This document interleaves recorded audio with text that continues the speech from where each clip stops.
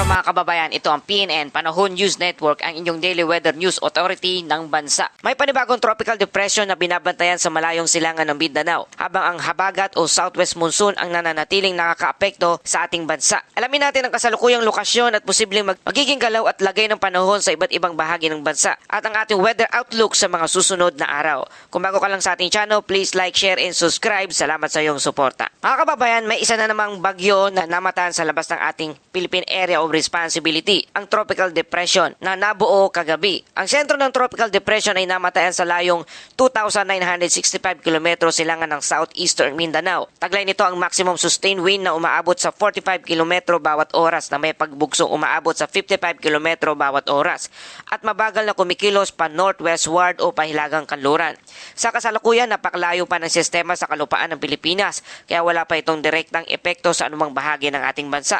Gayunpaman, patuloy itong binabantayan ng mga weather agencies dahil anumang pagbabago sa kondisyon ng karagatan at atmosphere ay maaring makaapekto sa magiging lakas at direksyon ng sistema sa mga susunod na araw. Bagamat wala pang direktang banta sa Pilipinas sa ngayon, mahalagang bantayan ang galaw ng bagong sama ng panahon o bagyo na maaari itong maging susunod na weather system na makakaapekto dito sa ating bansa sa mga darating na araw. Kung sakaling ito'y tuloy-tuloy na pumasok sa ating Philippine Area of Responsibility, ito ay tatawagin ng bagyong Quiapo, ang ika-11 bagyo naman sa taong 2026. At posible pang humabol ngayong buwan ng July bilang ika-4 na bagyo kung sakali man mga kababayan. Kaya patuloy tayong mag-antabay tungkol sa update nitong panibagong bagyo na ating binabantayan. Sa ngayon, ang Tropical Depression ay nasa bahagi pa rin ng Western Pacific Ocean kung saan sapat ang init ng karagatan upang suportahan ang pag-unlad ng isang tropical cyclone.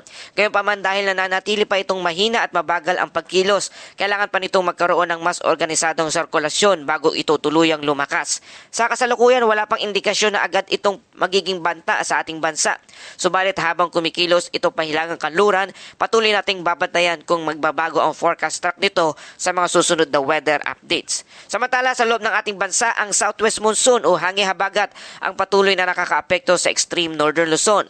Dahil dito, ang mga lalawigan ng Ilocos Norte, Ilocos Sur, Abra, Batanes at Babuyan Island ay makakaranas ng partly cloudy to cloudy skies na may mga pulupulong pag-ulan at pagkidlat at pagkulog. Bagamat hindi inaasahang tuloy-tuloy ang pag-ulan, maaari pa rin magkaroon ng malalakas na thunderstorm na posibleng magdulot ng biglaang pagbaha at pagguho ng lupa, lalo na sa mga bulubunduking lugar. Samantala, ang Metro Manila at sa nalalabing bahagi ng ating bansa ay makakaranas ng partly cloudy to cloudy skies na may isolated rain shower at thunderstorm busod ng localized thunderstorm. Karaniwan itong nararanasan tuwing hapon o gabi dahil sa matinding init sa maghapon na nagiging sanhi ng mabilis na pagbuo ng mga thunderclouds. Para naman sa kalagayan ng karagatan, sa kabuuang kalupaan ng ating bansa, inaasahan ang mahina hanggang katamtamang lakas ng hangin na magmumula sa timog silangan hanggang timog kanluran. Ang taas naman ng alon sa mga karagatan ay inaasahang nasa pagitan ng 0.6 hanggang 2.1 metro ang taas, light hanggang moderate seas. Sa pangkalahatan, ligtas naman ang paglalayag para sa karamihan ng sasakyang pandagat. Gayunpaman, pinapayuhan pa rin ang mga mangingisda at malilit na bangka na maging maingat lalo na kung mayroong namumong thunderstorm sa kanilang lugar.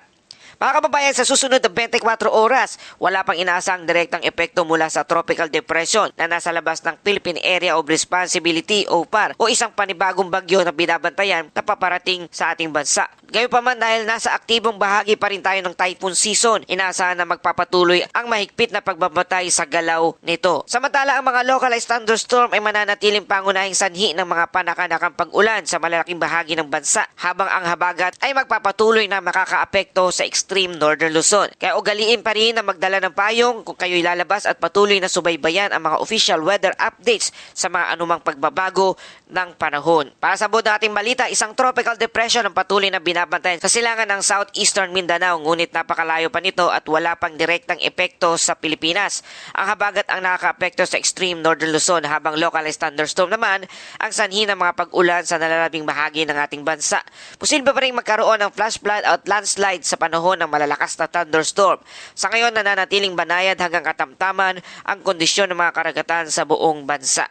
At yan po ating update sa panahon sa araw na ito. Kung nakatulong sa inyo ang balitang ito, please like, share, and subscribe. Salamat sa suporta. Ito ang PNN Panahon News Network, ang inyong daily weather news authority ng bansa. Muli hanggang sa susunod na ulat panahon.